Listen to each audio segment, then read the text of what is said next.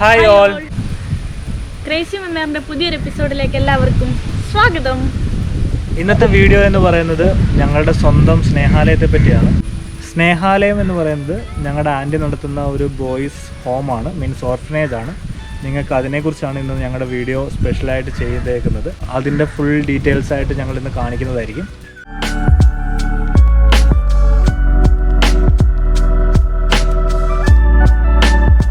ഇത് സ്ഥലം തൃശ്ശൂരുള്ള അന്നമനട എന്ന് പറഞ്ഞ കൊരട്ടിക്കടുത്തുള്ള അന്നമനടയിലുള്ള ഒരു ഓർഫനേജാണ് സ്നേഹാലയം ഓർഫനേജ്.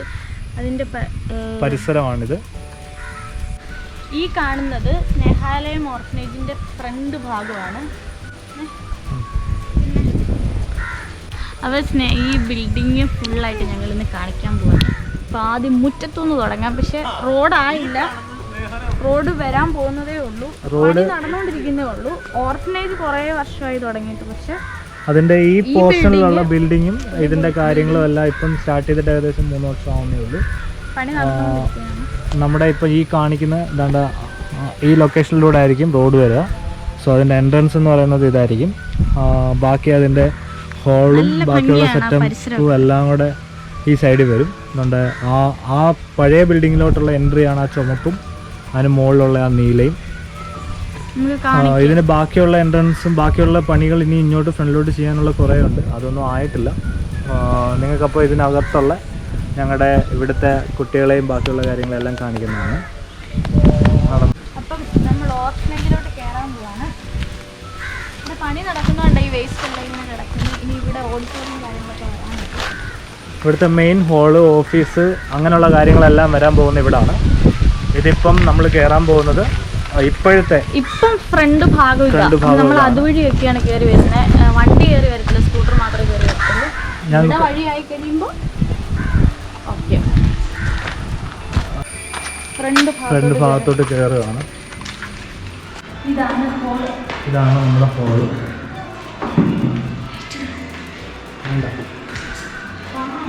നമ്മുടെ കുട്ടികൾ ഇപ്പോൾ 6 പേരേ ഉള്ളൂ. നേരത്തെ 45 പേരോളം ഉണ്ടായിരുന്നതാണ്. പിന്നെ കോവിഡിൻ്റെയൊക്കെ സമയമായ പ്രശ്നങ്ങളൊക്കെ സ്റ്റാർട്ട് ചെയ്തതിന് ശേഷം കുട്ടികൾ ഇപ്പോൾ 6 പേരെ മാത്രമേ നിർത്തിയിട്ടുള്ളൂ. ഇവിടെ ഒരു റൂമുണ്ട്. ഇവിടെ ആൻറ്റി ഇപ്പം കിടന്ന് ഉറങ്ങും. ഇതിപ്പോൾ ആൻറ്റി ഉറങ്ങുന്ന റൂമാണ്. ഇവിടെ ഇപ്പം ഞങ്ങൾക്ക് വാടകയ്ക്ക് വന്നിരിക്കാം. ഇതിപ്പോൾ ഞങ്ങളെ ഇവിടെയാണ്.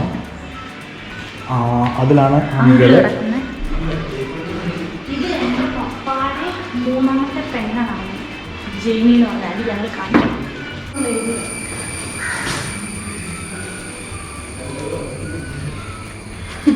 ഇവിടുത്തെ ഡയറ്റ്, അതായത് ഇവിടുത്തെ ടൈം ടേബിളാണ്.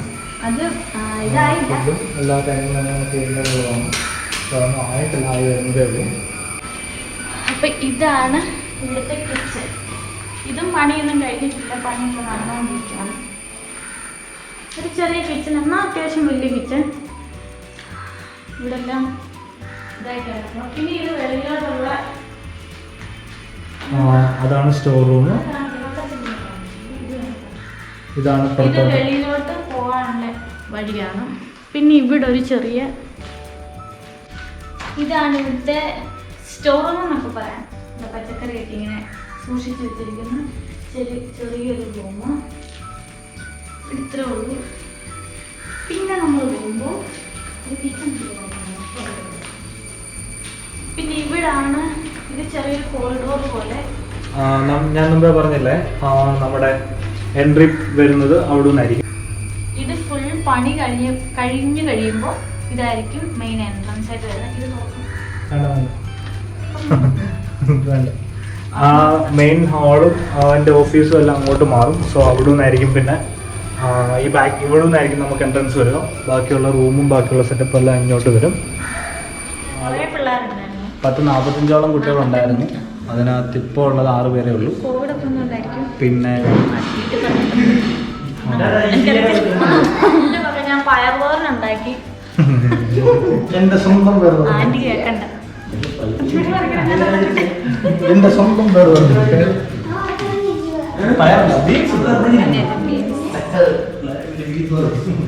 എന്തൊക്കെയാണ് കാര്യം? ഇന്നത്തെ കറി ഞാൻ വെച്ച ചിക്കൻ, ഞാൻ വെച്ച ചിക്കൻ,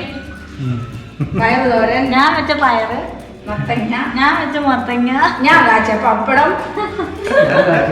എല്ലാം ആദ്യം വെച്ചാൽ മേലോട്ടുണ്ട്. അതിന്റെ വർക്ക് നടക്കുന്നതേ ഉള്ളൂ. പഠിച്ചവരെല്ലാം തന്നെ ഏകദേശം നല്ല സെറ്റപ്പ് ആയിട്ടുണ്ട്. അപ്പം ഇതാണ് അവരുടെ കിടക്കുന്ന ഇപ്പോഴത്തെ സെറ്റപ്പ്. എല്ലാ കാര്യങ്ങളും ആക്കിയിട്ടുണ്ട്. ഇനി മീൻസ് കുറേ വർക്കുകൾ ബാക്കിയുണ്ട്. ഫുൾ കംപ്ലീറ്റ് ആയിട്ടില്ല വർക്കുകൾ. ഏകദേശം നമ്മൾ കല്യാണം ആന്റി ഇതിപ്പോ എനിക്ക് തോന്നുന്നു കുറേ വർഷങ്ങളായിട്ട് നടത്തുന്ന. പക്ഷെ ഇത് ആദ്യം ഒരു വാടക വീട്ടിലായിരുന്നു നടത്തിക്കൊണ്ടിരുന്നത്. അത് കഴിഞ്ഞിട്ട് ഇപ്പൊ ഇത് 2 വർഷമായി, 3 വർഷത്തോളം നമ്മുടെ കല്യാണത്തിന് സമയത്ത് സ്റ്റാർട്ട് ചെയ്യുന്നതാണ്. പണി നടക്കുന്നതായിരുന്നു. അതിന് മുമ്പ് ഒരു വാടകയ്ക്കായിരുന്നു, ഒരു ഓർഫനേജിലായിരുന്നു പിള്ളേർ. അന്ന് 45 പിള്ളേരുടെ അടുത്തുണ്ടായിരുന്നു, ഗേൾസും ഉണ്ടായിരുന്നു. പക്ഷെ ലീഗലായിട്ടുള്ള കുറച്ച് ഇത് വരുമ്പോൾ അങ്ങനെ ഗേൾസിനെ മാറ്റി. ഇപ്പൊ ബോയ്സ് മാത്രമേ ഉള്ളൂ. സ്നേഹാലയം ബോയ്സ് ഹോസ്റ്റൽ നിങ്ങൾ സെർച്ച് ചെയ്ത് കഴിഞ്ഞാൽ നിങ്ങൾക്ക് കാണാം. അങ്കമാലി അന്നമനടയില ഈ സ്നേഹാലയം ഓർഫനേജ്. ഇതാണ് അവരുടെ മുതിർന്ന 2-3 പേര് ഇവിടെ കിടക്കുന്നത്. 4 പേര്. എല്ലാ പിള്ളേരും വന്നു കഴിയുമ്പോൾ ഇതാവും. ഇതാണ് കുഞ്ഞിപ്പിള്ളേരുടെ അവിടെ മിക്കവല്ല. ഇതും ഇനി അതുപോലെ സെറ്റപ്പ് ആക്കാറുണ്ട്. വർക്ക് നടക്കുന്നതേ ഉള്ളൂ. ഇതും ബാത്റൂമിന്റെ വർക്ക് നടക്കുന്നതേ ഉള്ളൂ, ഫുൾ ആയിട്ടില്ല.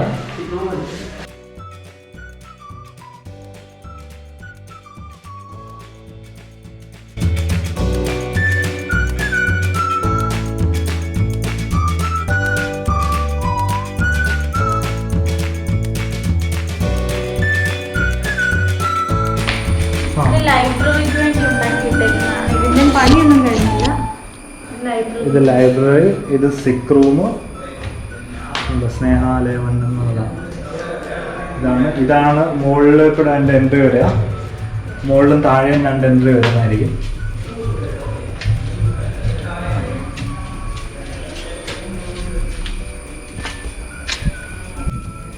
ഞങ്ങൾ ഇൻട്രോ എടുത്തതുകൊണ്ട് അവിടെ നിന്നിട്ടാണ്. ഇതാണ് അതിൻ്റെ ഫ്രണ്ട് വ്യൂ വരിക. സോ ഇങ്ങനെ അവിടെ നിന്ന് ഇങ്ങനെ ആയിരിക്കും റോഡ് വരിക. ഇവിടെ ആയിരിക്കും ബാക്കിയുള്ള പോർഷൻ വരിക. ഇനി ഇവിടെ മെയിൻ ഹോൾ വരും, ഓഫീസ് വരും, മേ ബി ഇതിന് മണ്ടയ്ക്കൊരു ഡോർമെറ്ററി വരും. ഓക്കെ, സോ ഇത്രയാണ് ഇവിടുത്തെ സെറ്റപ്പ്.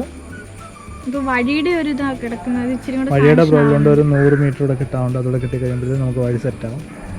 സോ ഇതെല്ലാം നിങ്ങൾക്ക് കാണാം. നല്ലൊരു വ്യൂ ആണ്. സന്ധ്യ ആകുമ്പോഴത്തേനും നല്ല രസം. ഇവിടെ നല്ല തണുപ്പും. ഇതിപ്പോ ഭയങ്കര വെയിലടിച്ചിട്ട് കണ്ണിലോട്ട് കയറുന്നു.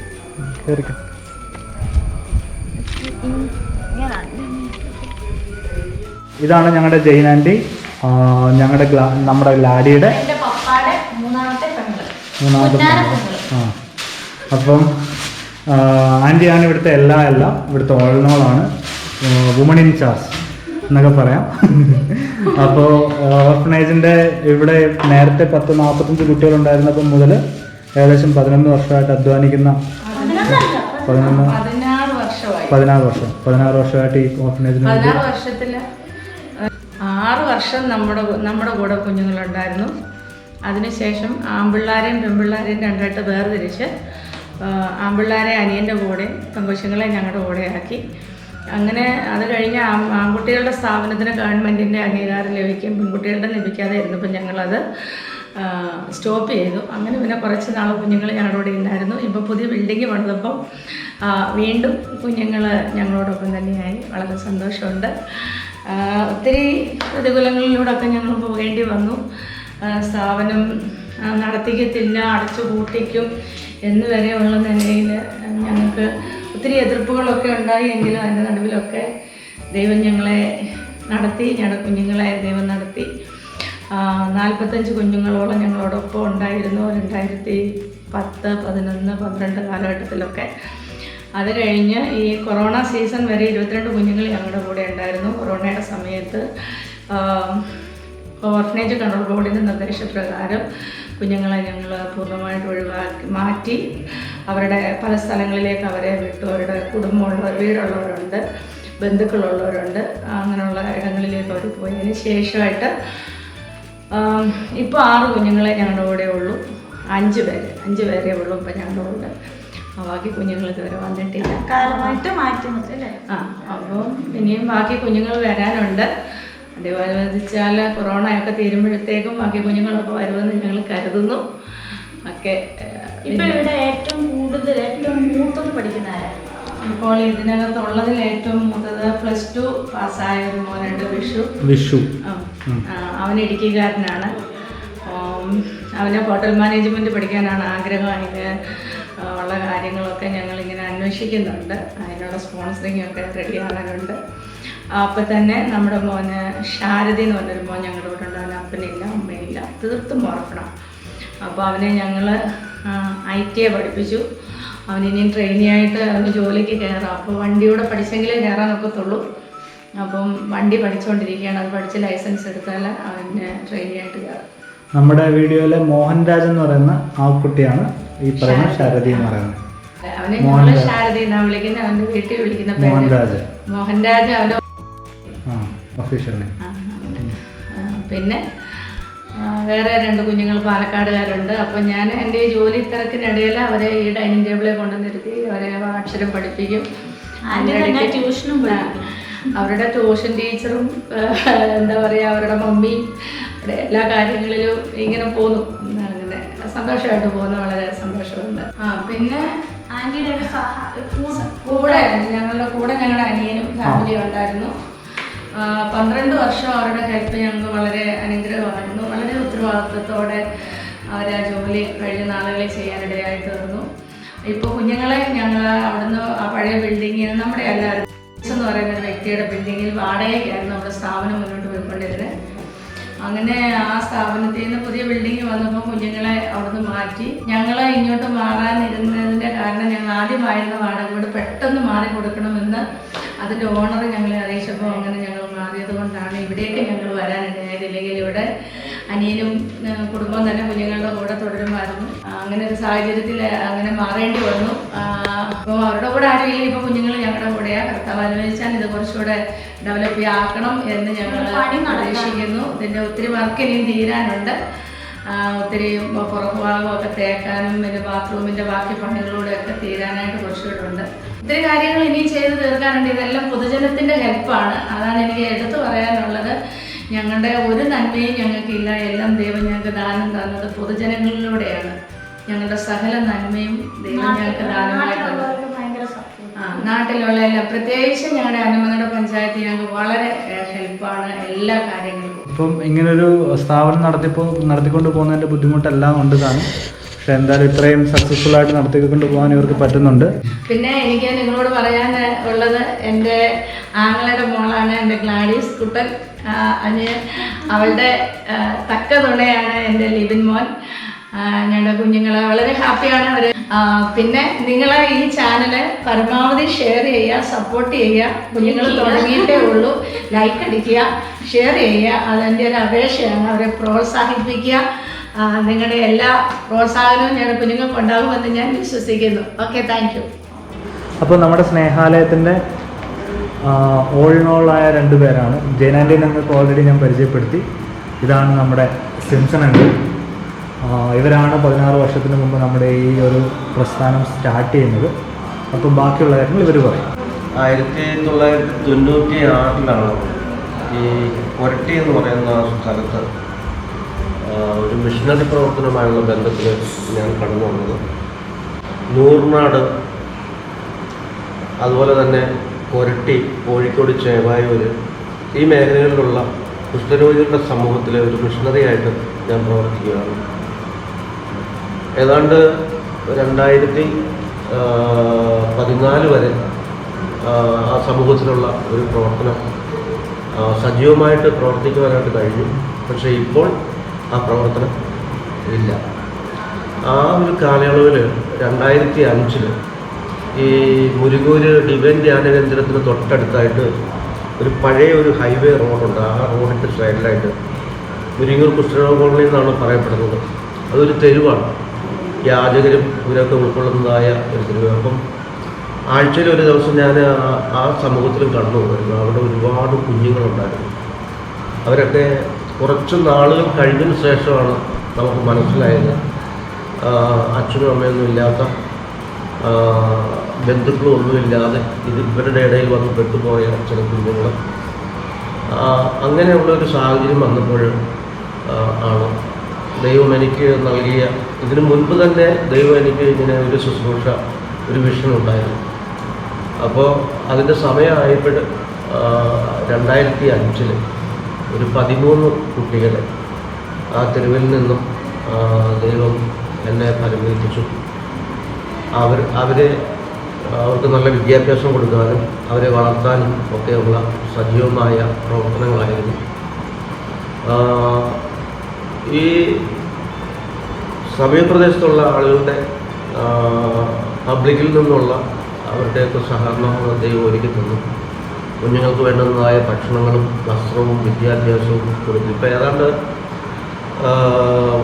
45, 50, 54 കുഞ്ഞുങ്ങൾ ഒരേ സമയം ഉണ്ടായിരുന്നു. എന്നാൽ ഇപ്പോഴും ഗവൺമെൻറ്റിൻ്റെ ഒരുപാട് നിയമങ്ങളും കാര്യങ്ങളൊക്കെ വന്നു. കാരണം ഒരു കുട്ടിക്ക് ഇത്ര സ്ക്വയർ ഫീറ്റ് സ്ഥലം, അതുപോലെയുള്ള പ്രശ്നങ്ങൾ, സ്വന്തമായ ബിൽഡിങ്ങുകൾ, ഇങ്ങനെയൊക്കെയുള്ള പ്രശ്നങ്ങൾ വന്നു കഴിഞ്ഞപ്പോൾ നമ്മൾ 2016, 17 വരെയൊക്കെ 44, 45 അടുത്തുള്ള കുട്ടികൾ ഉണ്ടായിരുന്നു. ഇപ്പോൾ ബിൽഡിങ്ങിൻ്റെ ഒരു പ്രശ്നം വന്നു. പല ദൈവമക്കളും വ്യക്തികളും ഒക്കെ സഹായിക്കുകയും ഒരു ബിൽഡിങ്ങിൻ്റെ പണി ഇപ്പോൾ നടന്നുകൊണ്ടിരിക്കുകയാണ്. അതിൻ്റെ ഒരു പൂർത്തീകരണം ആയിട്ടില്ല. എങ്കിലും ഞങ്ങൾ ഇങ്ങോട്ട് ഷിഫ്റ്റ് ചെയ്തതേ ഉള്ളൂ. ഇനി ഒരുപാട് വർക്കുകൾ ചെയ്യാൻ കിടക്കുന്നു. പ്രത്യേകിച്ചും ഈ സ്ഥാപനത്തിലേക്ക് കടന്നു വരാനുള്ള വഴിയുടെ ഒരു പ്രശ്നമുണ്ട്. അപ്പോൾ അങ്ങനെ ഒരു പ്രതിസന്ധിയിലാണ് നിൽക്കുന്നത്. ഞങ്ങൾ ഇപ്പോൾ ഈ കൊറോണയുമായുള്ള ബന്ധത്തിൽ ഗവൺമെൻറ്റിൻ്റെ നിർദ്ദേശപ്രകാരം നിലവിലുള്ള കുറച്ച് കുഞ്ഞുങ്ങളെല്ലാം മാറ്റുവാനായിട്ട്, ബന്ധുക്കളുടെയൊക്കെ കൂടെ വിടുവാനായിട്ടുള്ള ഓർഡർ വന്നപ്പോൾ നമ്മൾ അങ്ങനെ കുട്ടികളെ വിട്ടു. ഇപ്പോൾ കുറച്ച് കുട്ടികൾ മാത്രമാണ്, മുതിർന്ന കുറച്ച് കുട്ടികൾ മാത്രമാണ് ഇപ്പോൾ ഉള്ളത്. ഈ പ്രവർത്തനം 100% പൊതുജനങ്ങളിലൂടെ ദൈവം ഒരുക്കി തരുന്ന സാമ്പത്തികം, ഭൗതികമായ സാഹചര്യങ്ങൾ ഒരുക്കി തരുന്നതിലൂടെയാണ് ഈ മിനിസ്ട്രി നടന്നുകൊണ്ടിരിക്കുന്നത്. 2005 സ്നേഹാലയ ഓർഫനേജ് തുടങ്ങിയത്. ഇതുവരെയുള്ള ഒരു 100-120 വരുന്ന കുഞ്ഞുങ്ങൾ അവർ സ്വന്തമായിട്ട് ജീവിതം കണ്ടെത്തി കടന്നു പോകാൻ ഇടയായിട്ടുണ്ട്. പെൺകുട്ടികളിൽ ഒരു കുട്ടിയുടെ കല്യാണം ഞങ്ങൾ പൂർണ്ണമായിട്ടുള്ള ഉത്തരവാദിത്തമായിട്ട് എടുത്ത് ഞങ്ങൾ ചെയ്തു. അങ്ങനെ കുറേ ഒരു 120 കുഞ്ഞുങ്ങൾ ജീവിതത്തിൽ അവർ ജീവിത വിജയം കണ്ടെത്തി അവർ നല്ല രീതിയിൽ സ്വന്തമായ നിലയിൽ ജീവിക്കുന്നു എന്ന് കേൾക്കുന്നതിൽ ഒത്തിരി സന്തോഷമുണ്ട്. ഞങ്ങളുടെ ശുശ്രൂഷയിൽ ഇനിയും ദൈവം അയക്കുന്നതായ കുഞ്ഞുങ്ങളെ പരിപാലിക്കുവാനുള്ള കാഴ്ചപ്പാടാണുള്ളത്. പക്ഷേ ദൈവം ഇതിനും എല്ലാം ആവശ്യമായിട്ടുള്ള കാര്യങ്ങൾ ഇനിയും ഒരുക്കി തരേണ്ടതായിട്ടുണ്ട്.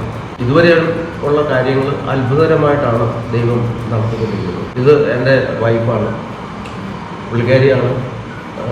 പേര് ജെയിനി സിംസൺ എന്നാണ്. ഇവിടുത്തെ കുഞ്ഞുങ്ങൾക്ക് ആവശ്യമായ ഭക്ഷണ കാര്യങ്ങളും മറ്റു കാര്യങ്ങളെല്ലാം ആളാണ് ചെയ്യുന്നത്. പിന്നെ എൻ്റെ ഒരു ബ്രദറും കുടുംബമുണ്ട്, അവരുടെ സഹായവും ഉണ്ട്. അപ്പോൾ ഞങ്ങൾ ഒരുമിച്ച് ആ ഒരു ശുശ്രൂഷ ചെയ്തുകൊണ്ടിരിക്കുകയാണ്. നിങ്ങളുടെ വിലയേറിയ പ്രാർത്ഥനയും പ്രോത്സാഹനം ഉണ്ടാകണമെന്ന് ഈ അവസരത്തിൽ ഓർമ്മിപ്പിക്കാം. നമ്മുടെ ജെയിൻ ആൻറ്റിയും സിംസണങ്ങളുമാണിത്. ഇവരാണ് ഈ ഓർഫനേജിൻ്റെ സ്റ്റാർട്ടിങ്. ഏകദേശം 16 വർഷത്തോളമായി ഇവരിത് സ്റ്റാർട്ട് ചെയ്തു. കുറേ പ്രതിസന്ധികളും കുറേ പ്രശ്നങ്ങളൊക്കെ ഉണ്ടായിരുന്നെങ്കിലും ഇവരതെല്ലാം അതിജീവിച്ച് അത് ഇത്രയും കൊണ്ടെത്തിക്കാൻ അവരെ കൊണ്ട് കഴിഞ്ഞു. നമ്മുടെ നാട്ടിൽ കുഞ്ഞുങ്ങളൊക്കെ ഉണ്ട്, അവർക്കൊക്കെ എന്തെങ്കിലും ഒരു ഷെൽട്ടർ ഉണ്ടായിരിക്കുകയാണെന്നുണ്ടെങ്കിൽ അവർ വേറൊരു രീതിയിലോട്ട്, അതായത് വഴിപിഴച്ചു പോകാതിരിക്കാനുള്ളൊരു ഓപ്ഷനാണ് ഇങ്ങനെയുള്ള ഷെൽട്ടറുകൾ ഉണ്ടാവുന്നത്. സോ നിങ്ങൾ പരമാവധി എല്ലാവരെയും സപ്പോർട്ട് ചെയ്യുക, ഇവരെയും സപ്പോർട്ട് ചെയ്യുക. ഓക്കെ, അപ്പോൾ ഇന്നത്തെ വീഡിയോ ഞങ്ങളിവിടെ ക്ലോസ് ചെയ്യാണ്. ഞങ്ങളുടെ വീഡിയോ നിങ്ങൾക്കെല്ലാം ഇഷ്ടപ്പെട്ടു എന്ന് കരുതുന്നു. അപ്പോൾ അടുത്തൊരു വീഡിയോ ആയിട്ട് കാണുന്നത് നമ്മുടെ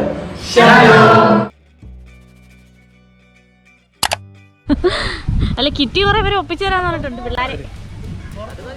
ക്രേസി മെമ്പറിന്റെ പുതിയൊരു എപ്പിസോഡിലേക്ക് എല്ലാവർക്കും സ്വാഗതം. അങ്ങോട്ട് തിരിഞ്ഞ് എന്റെ മോൻ കാണുമല്ലോ നോക്കി. Hi, hello. ക്രേസി മെമ്പറിന്റെ പുതിയൊരു എപ്പിസോഡിലേക്ക് എല്ലാവർക്കും സ്വാഗതം.